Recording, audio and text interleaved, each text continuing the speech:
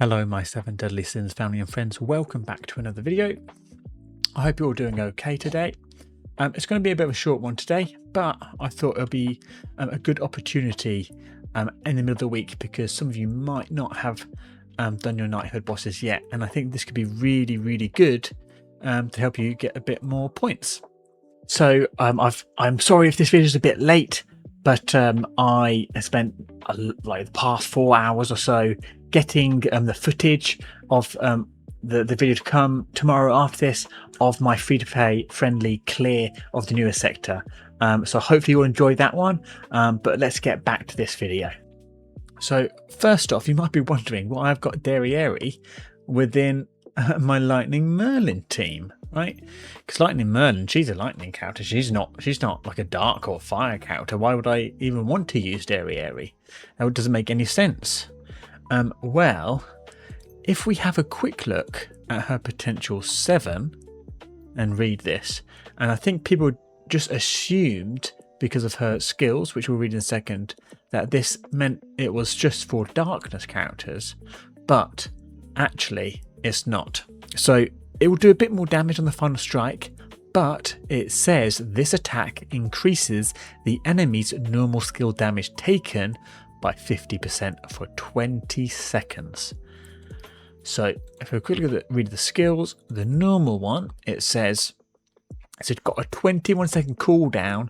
So even if you have the smallest amount of cooldown reduction or whatever in your stats, you're going to be able to have this on the whole time.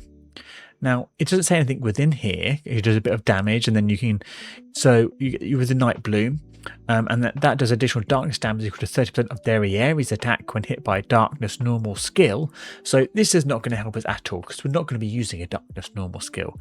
And people think that's only for darkness allies, because if you read her special skill, it says increase allies darkness heroes normal skill damage by 50% when attacking with a darkness burst. So people have just been assuming that using the normal skill with potential 7 will just be for darkness characters. Well, it doesn't state it here, and as it's a debuff and not like a buff to characters, it just made sense that this actually buffed your damage.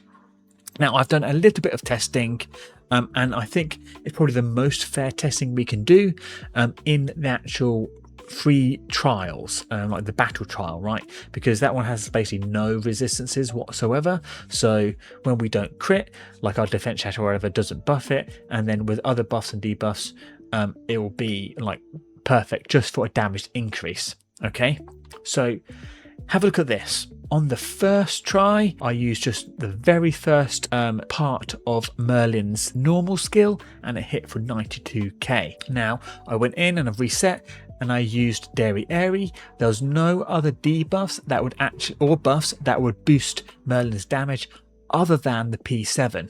And as we can see, it did over 120k damage. That's an extra 30k, right? So I'm not sure about the mathematics of it all, why it wasn't like, okay, 92k, half that, and then add that on top. There must be some other calculations in there, but we do see it was an increase, and this is really interesting. Now, a lot of people say, well, is it even worth it? With Drake's new engravement, he gives normal skill damage as well as lightning damage, and even at level 2 that's 40%, and I'm pretty sure at level 3 that adds up to 50%. Why don't we just use this instead? Well, this is only for your team, right? It doesn't help any other people, say if you're partying up. And this is the most important thing, because in the knighthood boss battle, in a team up, we cannot use or utilize Drake's engravement like fully. Whereas if we just put a debuff on an enemy or the boss, it's going to help everyone that's using Lightning Merlin. If they're using Meliodas as their DPS, right, it's going to help everyone that uses a normal skill to deal the majority of their damage. And this is really good, because say you are running a full 5-man of Lightning Merlins or Meliodases, if only one of you brings a Derieri that has minimum P7 with an axe, you're basically boosting everyone's damage up to 50% more, which is absolutely crazy. And you just get that for free, or you do skill and leave her. You don't have to worry about it. You just need basically keep that buff on every 20 seconds, come back to Derieri and reuse her skill, which is really, really nice. Now, I can't take full credit on this. I asked Zach, he's on NA East, he's always in the top leaderboards. I'm pretty sure it's his knighthood that has like insane scores, and I just had to know why, right? Like I've got like 2/3 of his score, and I knew that I was missing something out. So I asked him, and he was kind enough to basically kind of do a very, very short version of his strategy, and he mentioned Derieri, and I was really, really confused by that, and that's why I looked into it. So thank you so much, Zach, for sharing this with me.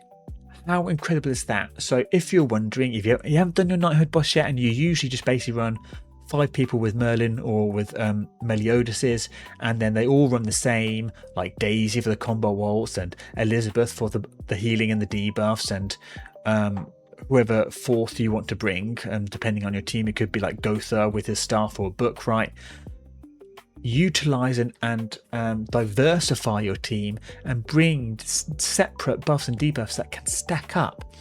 It is going to help you out a lot. So really, in team play, Derieri is a really secret, like amazing damage buffer for Merlin. Now, I do say amazing because 50% is nothing to shout not shout out about, you know. It's really good. That's all she gives, unfortunately, for Merlin. So secretly is really, really strong in certain circumstances.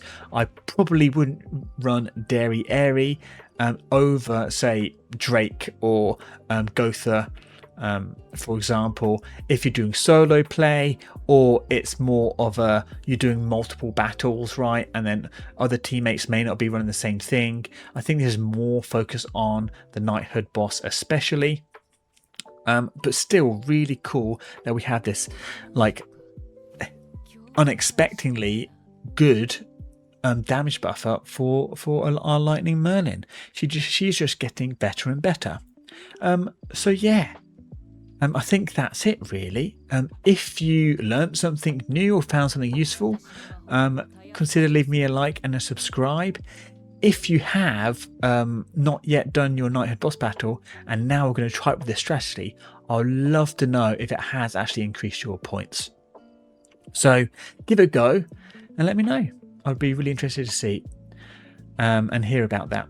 But yeah, until my next video, I hope you have a wonderful rest of your day, and until then, cheerio.